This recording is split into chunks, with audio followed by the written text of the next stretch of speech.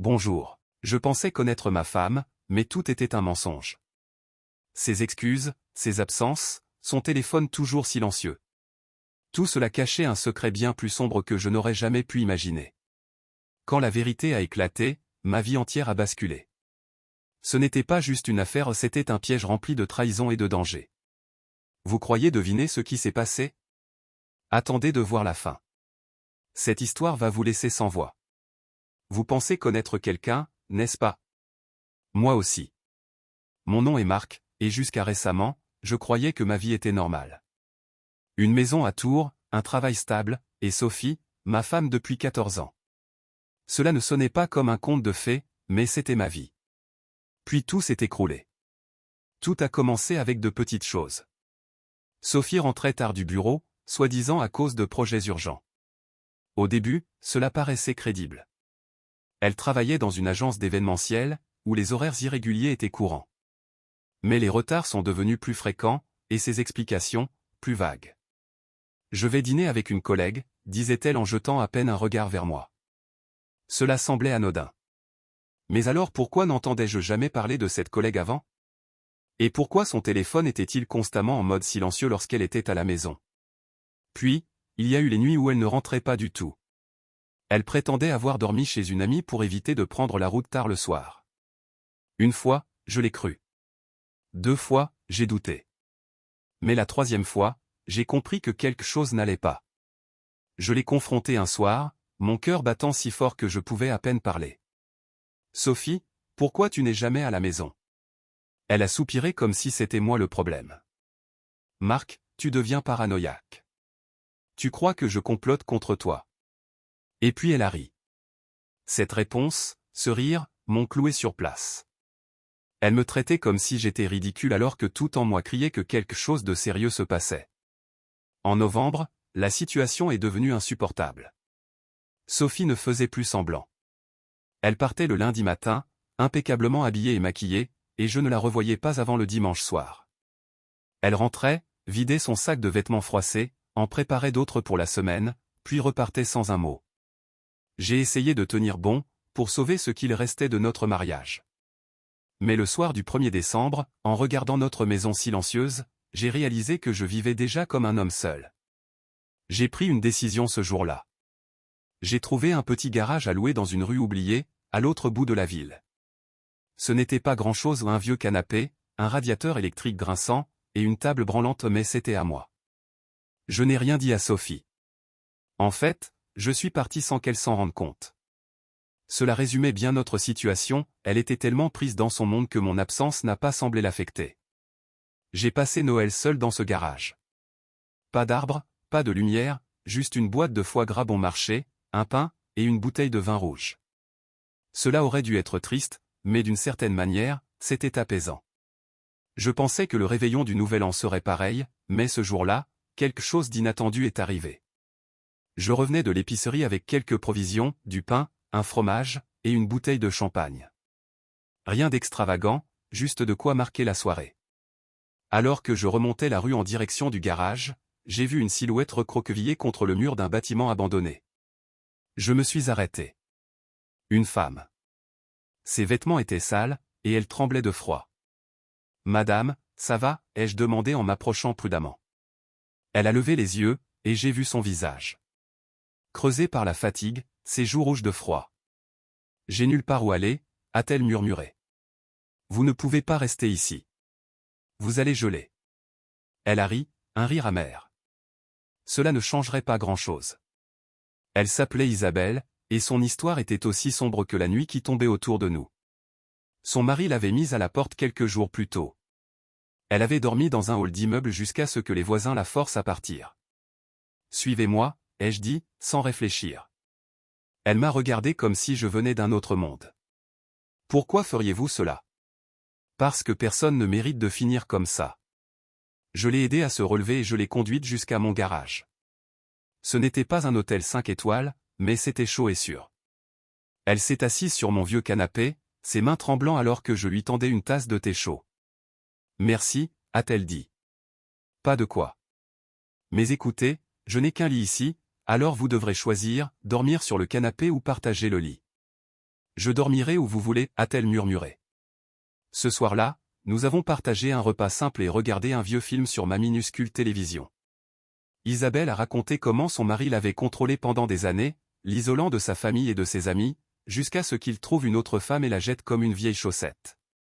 Il a détruit ma vie, a-t-elle dit. Vous méritez mieux, ai-je répondu, les mots sortant avant que je ne les pense vraiment. Elle m'a regardé, et pour la première fois depuis que je l'avais rencontrée, elle a souri. Nous avons dormi côte à côte cette nuit-là.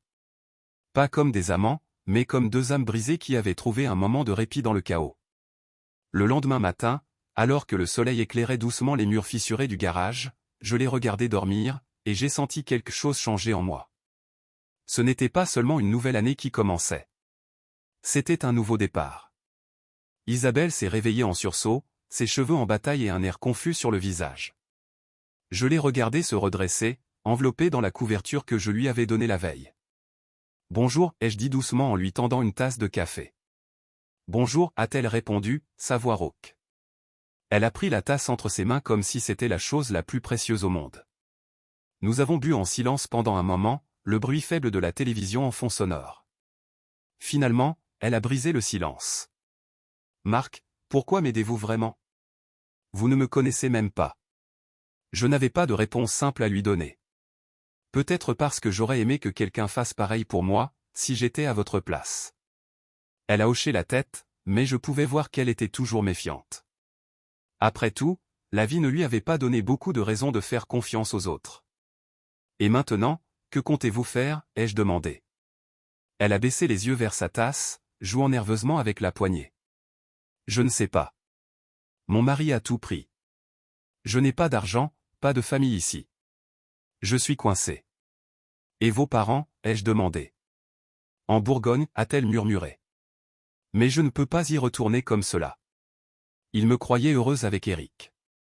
Leur dire que tout était un mensonge. Je ne suis pas prête. Je pouvais comprendre cela. L'orgueil est un fardeau, surtout quand il vous empêche de demander de l'aide. Écoutez, ai-je dit, vous pouvez rester ici aussi longtemps que vous en avez besoin. Ce n'est pas grand-chose, mais c'est mieux que la rue. Elle m'a regardé avec des larmes dans les yeux. Vous êtes sûr? Je ne veux pas vous imposer quoi que ce soit. Oui, ai-je répondu simplement. Les jours suivants, nous avons trouvé un équilibre. Isabelle s'occupait du garage, rendant l'endroit étonnamment agréable. Elle avait trouvé une vieille guirlande lumineuse parmi mes affaires et l'avait accrochée sur le mur, transformant ce lieu morne en quelque chose de presque chaleureux. Pendant ce temps, je continuais mon travail de mécanicien. Le soir, nous partagions de simples repas et parlions de nos vies. Elle m'a raconté comment Eric avait commencé comme un mari attentionné avant de se transformer en tyran, contrôlant chaque aspect de sa vie. Il disait que c'était pour mon bien, a-t-elle murmuré. Mais c'était pour lui. Il voulait tout contrôler, même mes pensées. J'ai partagé mes propres histoires. Comment Sophie, ma femme, avait lentement glissé hors de ma vie. Comment son absence avait creusé un vide que je ne savais pas comment remplir. Elle ne vous méritait pas, a déclaré Isabelle avec une conviction qui m'a surpris. Un soir, alors que nous regardions les informations, quelque chose a attiré notre attention. Une histoire locale, rapportée avec un ton grave. Un homme avait été tué dans une bagarre de bar dans le centre de Tours. La police enquêtait, mais les détails étaient flous. Puis ils ont montré une photo. Mon cœur s'est arrêté. Isabelle, ai-je murmuré, c'est Eric. Elle a figé, ses yeux fixant l'écran. L'homme sur la photo, son mari, était mort. Non, a-t-elle chuchoté, sa voix tremblante. Le journaliste a continué, expliquant qu'Eric avait été vu dans un bar douteux, où une altercation avait éclaté. Il avait été poignardé et battu avant de succomber à ses blessures. Mais comment, a-t-elle murmuré.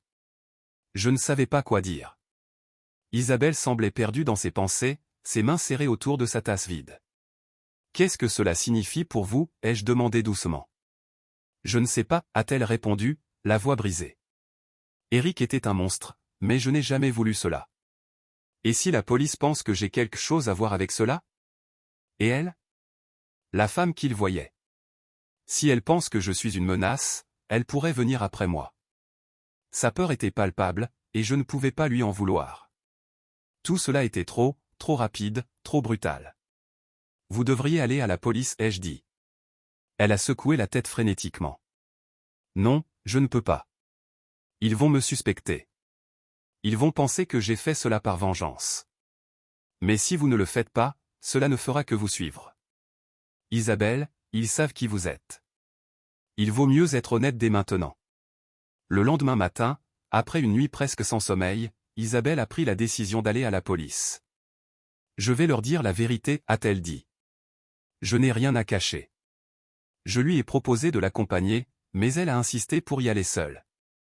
Si vous venez, ils penseront que nous complotons quelque chose. Cela doit venir de moi. Les heures passées à attendre son retour ont été les plus longues de ma vie. Quand elle est finalement revenue, elle avait l'air épuisée mais soulagée. Ils me croient, a-t-elle dit. Ils savent que je n'ai rien à voir avec cela. Mais ils veulent que je les aide à comprendre ce qui s'est passé. Ils pensent qu'il y a quelque chose de plus gros derrière tout cela. Et vous allez les aider, ai-je demandé. Elle a hoché la tête. Je veux des réponses autant qu'eux. Mais au fond de moi, je savais que cette histoire était loin d'être terminée. Les jours qui ont suivi le passage d'Isabelle à la police furent étrangement calmes. Mais le calme était trompeur. Nous savions tous les deux que ce n'était qu'une question de temps avant que quelque chose ne bouge. Tu crois qu'ils trouveront ce qui s'est passé, m'a-t-elle demandé un soir, alors que nous mangions en silence. Je ne sais pas, ai-je répondu honnêtement. Mais si Eric était mêlé à des choses louches, cela va ressortir tôt ou tard. Les gens comme lui laissent toujours des traces. Isabelle baissa les yeux, jouant avec son assiette. Il y a des choses que je n'ai jamais comprises chez lui. Il recevait souvent des appels qu'il ne voulait pas que j'entende. Il partait des nuits entières, et quand je lui demandais où il allait, il disait que cela ne me concernait pas. Et tu n'as jamais essayé de découvrir ce qu'il faisait? Bien sûr que si, répondit-elle. Mais il était doué pour me garder dans l'ombre. Et à un moment, j'ai arrêté de poser des questions. Je ne voulais pas savoir. Je pouvais entendre le regret dans sa voix, mais je savais qu'il était inutile de la blâmer. Eric avait clairement mené une double vie, et Isabelle en était la victime, tout autant que moi l'avais été avec Sophie. Quelques jours plus tard, la situation a basculé. Nous étions sortis faire quelques courses et, en rentrant au garage, j'ai immédiatement senti que quelque chose n'allait pas. La porte était entr'ouverte. Reste là, ai-je dit à Isabelle, attrapant une barre en métal que je gardais sous l'évier. J'ai poussé la porte lentement, prêt à affronter quiconque aurait pu s'introduire. L'intérieur du garage était un chaos total. Tout avait été retourné, les tiroirs vidés, le lit renversé, même les vieilles boîtes dans le coin avaient été fouillées. Marc? Isabelle entra malgré mes protestations. Elle regarda autour d'elle, horrifiée. Il cherchait quelque chose. Oui, ai-je dit en serrant les dents. Et je crois que je sais quoi. Sous l'un des meubles renversés, je trouvai un petit carnet. Je ne l'avais jamais vu avant. Il devait appartenir à Eric. Qu'est-ce que c'est? Demanda Isabelle en se penchant au-dessus de mon épaule. Je l'ai ouvert. À l'intérieur, il y avait des noms, des dates, et des montants d'argent. Tout était écrit de manière codée, mais certaines choses étaient claires, Eric gardait une trace d'affaires qui n'avait rien de légal. Tu sais ce que c'est? Ai-je demandé. Elle secoua la tête, mais ses mains tremblaient. Non, mais cela ne ressemble pas à un carnet de travail honnête. Nous avons passé la soirée à examiner chaque page. Certains n'en revenaient plusieurs fois, accompagnés de montants d'argent importants. Puis, nous avons trouvé une note qui nous glaça le sang. Regarde ça, dis-je en pointant une page. À côté d'un des noms. Julien P. Était écrit « Neutralisé ». Neutralisé, murmura Isabelle. Cela veut dire quoi? Je pense que tu sais ce que cela veut dire, ai-je répondu. Elle hocha la tête, son visage pâle. Mais pourquoi Eric garderait une trace de ça? S'il faisait des choses illégales, il aurait dû détruire ce carnet, non? Peut-être qu'il pensait qu'il était intouchable, dis-je. Ou peut-être qu'il s'en servait comme levier. Nous continuâmes à chercher, et c'est là que nous trouvâmes quelque chose qui nous toucha directement, le nom d'Isabelle figurait dans le carnet. Isabelle D. Avec une date. Cette date, dit-elle, la voix brisée, c'est le jour où il m'a mise dehors. Je serrai le carnet dans mes mains, essayant de contenir ma colère. Il avait un plan pour toi, ai-je dit. Et ce plan n'était pas de te laisser partir tranquillement. Nous avions besoin de réponses. Et nous avions un indice, un autre nom dans le carnet, entouré plusieurs fois. Paul L. À côté, une adresse à Angers. Il faut qu'on parle à ce type, ai-je dit. Tu es fou, répondit Isabelle. Si Eric travaillait avec lui, il doit être aussi dangereux que lui. Peut-être, ai-je dit. Mais nous n'avons pas le choix. Il faut comprendre ce qui se passe. Le lendemain, nous sommes partis pour Angers. L'adresse menait à un petit atelier de carrosserie, un endroit discret en périphérie de la ville. Reste dans la voiture, ai-je dit à Isabelle en sortant. Je suis entré, mon cœur battant à tout rompre. Un homme d'une cinquantaine d'années travaillait sur une vieille voiture. Il leva les yeux vers moi, plissant les yeux comme s'il essayait de me reconnaître. « Je peux vous aider ?» demanda-t-il. « Vous êtes Paul L ?» ai-je demandé directement. « Qui le demande ?»« Je veux parler d'Eric, dis-je, en essayant de garder ma voix calme. Son visage se ferma instantanément. « Je ne sais pas de quoi vous parlez. Partez d'ici. Je sais qu'il travaillait avec vous, insistai-je. Et je sais qu'il est mort. Je veux des réponses. » Paul s'avança, ses mains couvertes de graisse. « Écoutez-moi bien. Si vous êtes malin, vous laisserez tomber cette histoire. Ceux qui s'en mêlent ne s'en sortent jamais. »« Qui ?» demandai-je. « Qui est derrière tout ça ?» Mais il ne répondit pas. Il se retourna et repartit vers l'arrière de l'atelier. Je retournai à la voiture, frustré mais plus déterminé que jamais. Isabelle m'attendait, les yeux remplis de questions. « Qu'a-t-il dit ?»« Pas grand-chose, ai-je répondu. Mais cela confirme ce que je pensais. Eric était impliqué dans quelque chose de très sérieux. Nous étions encore loin de la vérité, mais je savais que nous ne pouvions pas nous arrêter là. Sur le chemin du retour d'Angers, le silence entre Isabelle et moi était lourd, rempli de questions sans réponse. Je pouvais voir qu'elle était au bord du gouffre. Ses mains tremblaient légèrement, et elle n'arrêtait pas de regarder dans le rétroviseur, comme si elle s'attendait à ce que quelqu'un nous suive. « Marc, je ne sais pas combien de temps je vais pouvoir supporter ça, murmura-t-elle. « Je sais, répondis-je doucement. Mais on ne peut pas reculer. Pas maintenant. » Elle secoua la tête. « C'est toi qui dis ça, mais chaque fois qu'on creuse un peu plus, ça devient plus dangereux. Ce Paul. Il savait quelque chose, je l'ai vu dans tes yeux. Il sait tout, dis-je en serrant le volant. Mais il a trop peur pour parler. Et ça veut dire que ce qu'il sait pourrait nous sauver ou nous tuer. » Nous arrivâmes à mon garage, mais dès que j'ouvris la porte, je sus que quelque chose n'allait pas. La lumière vacillante à l'intérieur révélait une scène qui me glaça le sang. Sur la table, il y avait une enveloppe, posée au centre comme une menace silencieuse. « Reste là » ordonnai-je à Isabelle, attrapant la barre de métal que j'avais déjà utilisée.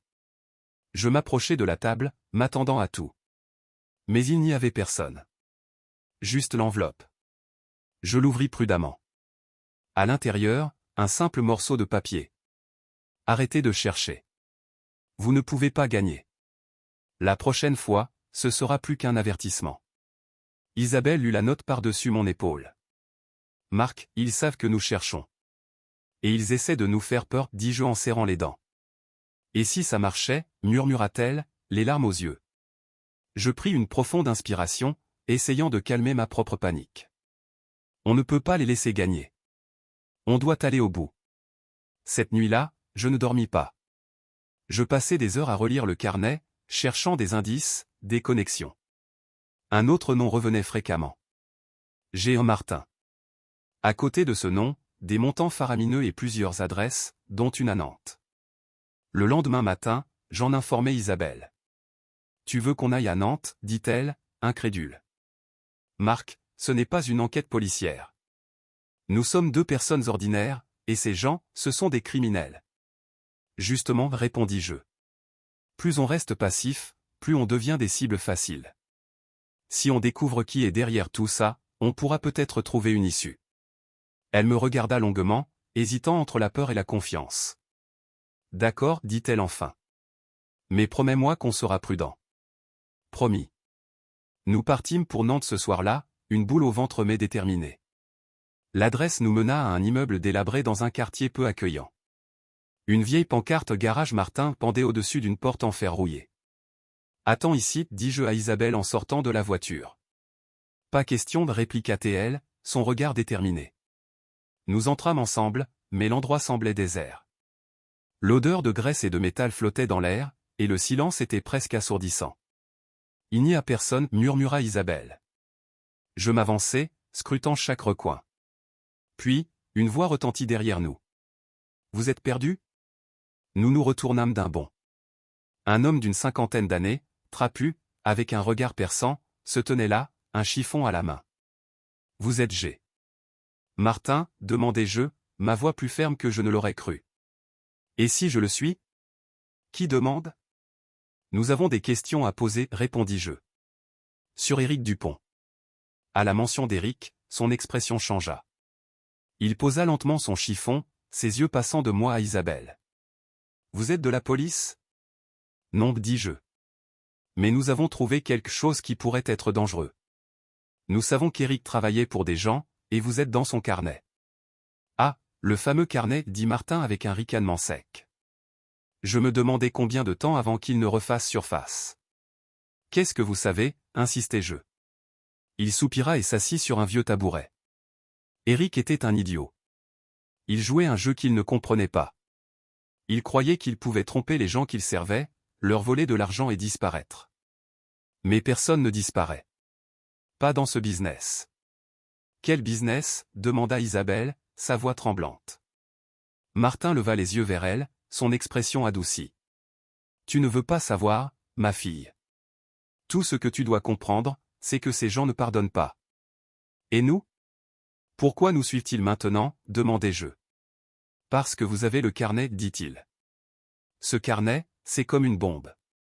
Et croyez-moi, tout le monde veut le désamorcer avant qu'il n'explose. Qui est derrière tout ça ? Demandai-je, mais Martin se leva, secouant la tête. Je vous ai déjà trop dit. Si vous voulez vivre, brûlez ce carnet et disparaissez. C'est votre seul espoir. Il s'éloigna, nous laissant seuls au milieu du garage. Marc, dit Isabelle doucement, peut-être qu'il a raison. Peut-être qu'on devrait s'arrêter là. Mais quelque chose en moi refusait de céder. Non, dis-je. Il y a encore des réponses à trouver. Je savais que nous étions sur une pente glissante, mais il était trop tard pour reculer. Sur le chemin du retour, les mots de Martin résonnaient dans ma tête. Brûler ce carnet et disparaissez.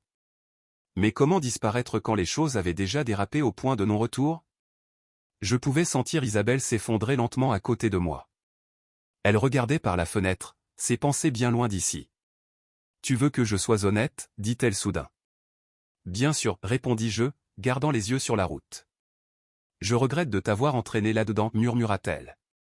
C'était ma vie qui était un gâchis, pas la tienne. Tu méritais mieux que ça. Je serrai le volant un peu plus fort. Ne dis pas ça, Isabelle. Ce n'est pas ta faute.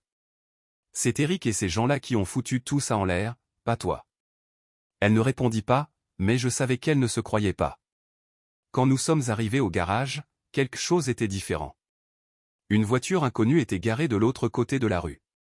Les vitres teintées empêchaient de voir à l'intérieur, mais une chose était claire, nous étions surveillés. Reste dans la voiture, ordonnai-je, mais Isabelle ne bougea pas.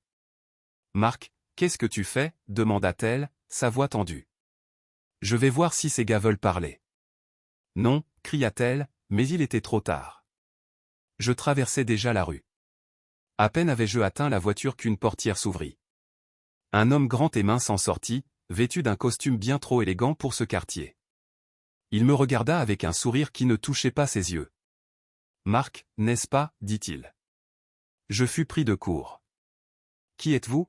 « Appelle-moi Julien, répondit-il calmement. Nous avons un ami commun. Éric. Je me tendis.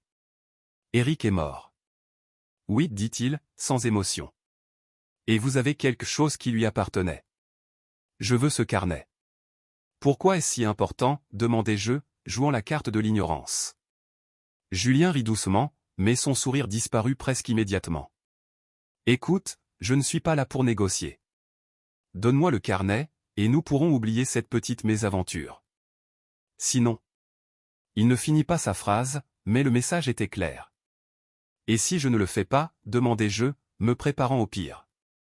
Julien s'approcha lentement, ses yeux fixant les miens.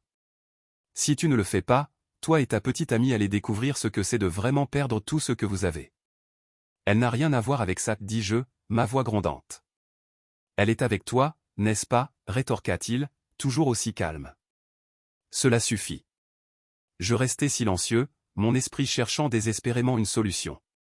Je vais réfléchir, dis-je finalement, essayant de gagner du temps.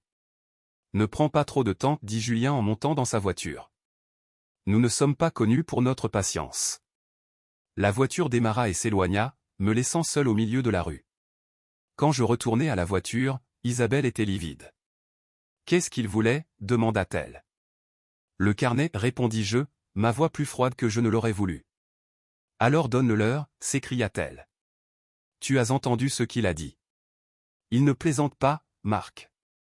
Et tu crois que s'ils l'obtiennent, ils nous laisseront tranquilles, dis-je, la colère montant en moi. Isabelle secoua la tête, les larmes aux yeux. Je ne sais pas. Mais je ne peux pas continuer comme ça. Nous sommes rentrés au garage sans dire un mot de plus. Cette nuit-là, je pris une décision. Si nous voulions nous en sortir, nous devions jouer leur jeu, mais à nos conditions. Je passais des heures à étudier le carnet, cherchant quelque chose, n'importe quoi, qui pourrait nous donner un avantage. Et je le trouvai. Une série de transactions, toutes liées à une entreprise appelée Novacorp. Une entreprise qui, selon mes recherches, appartenait à Julien lui-même. Voilà leur point faible, murmurai-je. Le lendemain, j'appelai un ancien collègue qui travaillait dans la cybersécurité. Il me devait un service. Jean, j'ai besoin de toi, dis-je. Avec son aide, nous trouvâmes des informations compromettantes liant Novacorp à des activités criminelles. C'était dangereux, mais c'était notre seule chance. Qu'est-ce que tu comptes faire avec ça, demanda Isabelle. Un échange, répondis-je. Le carnet contre notre liberté. Et s'il refuse? Alors on rend tout ça public, dis-je. Isabelle me regarda avec des yeux pleins de peur et de respect. Tu es fou, murmura-t-elle. Peut-être, répondis-je. Mais je suis fatigué de fuir. Le rendez-vous fut fixé dans un entrepôt abandonné à l'extérieur de la ville. Julien était là, entouré de 3 hommes armés. Alors, Marc, dit-il en souriant. As-tu décidé d'être raisonnable? J'ai mieux, dis-je, brandissant une clé USB. Des preuves qui pourraient t'envoyer en prison. Son sourire disparut. Tu bluffes. Et c'est moi, dis-je, mon cœur battant à tout rompre. La tension dans la pièce était palpable. Julien me regarda, évaluant ses options. Très bien, dit-il enfin. Nous avons un accord. Je jetai la clé USB et le carnet sur la table. Julien les prit sans un mot, puis fit signe à ses hommes de baisser leurs armes. Vous êtes libres, dit-il. Mais si je vous revois, ce sera la dernière fois. Nous quittâmes l'entrepôt sans regarder en arrière. Pour la première fois depuis des semaines, je sentis un poids se lever de mes épaules. Mais je savais que ce n'était pas fini. Ces gens n'oublieraient jamais. Et maintenant, demanda Isabelle. Maintenant, on disparaît, répondis-je. Nous avions survécu, mais le prix à payer était notre ancienne vie. Nous avons quitté la ville avant l'aube, emportant avec nous le peu que nous possédions. Chaque kilomètre sur l'autoroute semblait mettre de la distance entre nous et cette vie de mensonges, de danger et de peur. Isabelle regardait la route défiler, ses yeux perdus dans le vide. Marc, dit-elle soudain, sa voix à peine un murmure, est-ce que nous serons vraiment en sécurité un jour? Je pris une profonde inspiration. Je ne sais pas. Mais nous avons une chance maintenant. Une vraie chance. Notre destination était un petit village près de la frontière, un endroit isolé où personne ne penserait à nous chercher. J'avais entendu parler de cet endroit par un vieil ami, un coin tranquille, sans question, où l'on pouvait recommencer. En arrivant, le village semblait figé dans le temps. Les rues étaient pavées, les maisons anciennes mais bien entretenues, et les habitants nous regardaient avec la curiosité réservée aux étrangers. Nous trouvâmes une petite maison à louer, simple mais chaleureuse. Pendant les premières semaines, nous avons essayé de retrouver un semblant de normalité.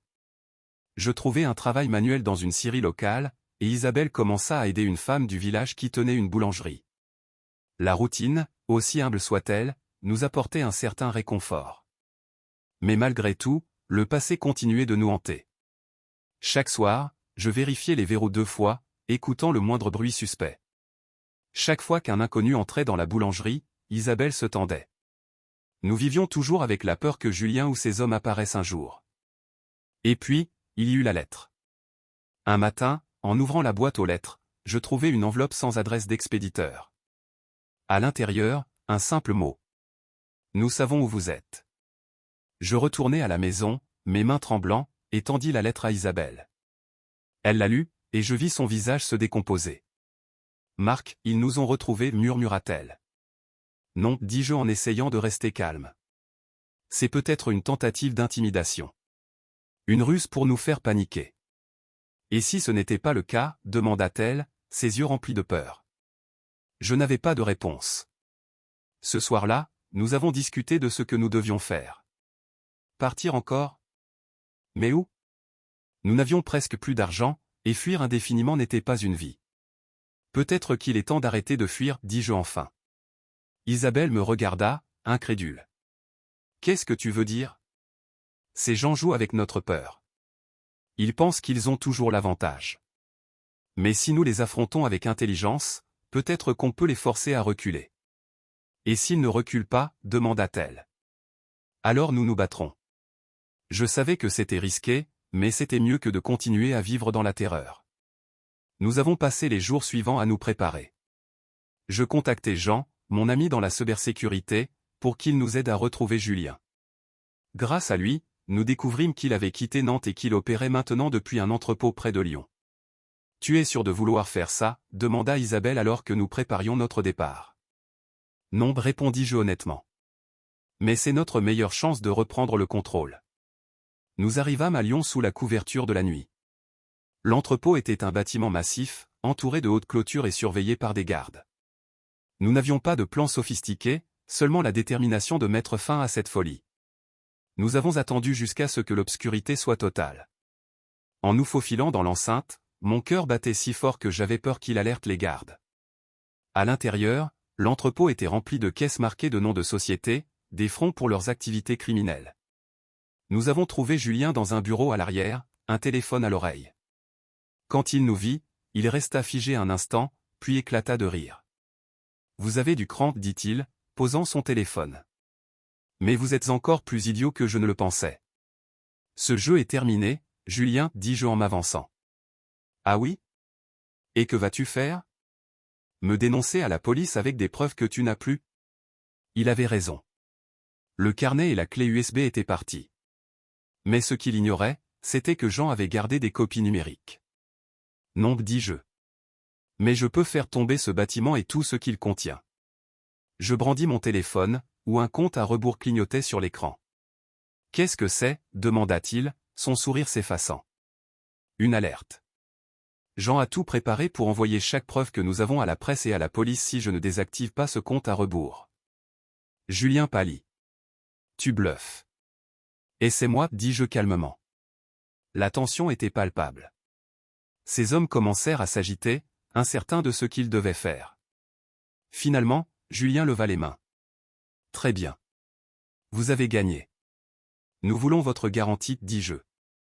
Aucun de vos hommes ne viendra jamais après nous. Julien hocha la tête à contre-séhur. Si nous entendons parler de vous, tout le monde verra ce que vous avez fait, ajoutai-je. Nous quittâmes l'entrepôt, le compte à rebours désactivé et la tête haute. Pour la première fois depuis des mois, je sentis que nous avions enfin le contrôle. De retour dans notre petit village, nous savions que le danger n'était jamais complètement écarté. Mais pour la première fois, nous avions une chance de construire une vie qui nous appartenait. Le passé ne disparaît jamais, mais nous avions appris à le tenir à distance. Au revoir.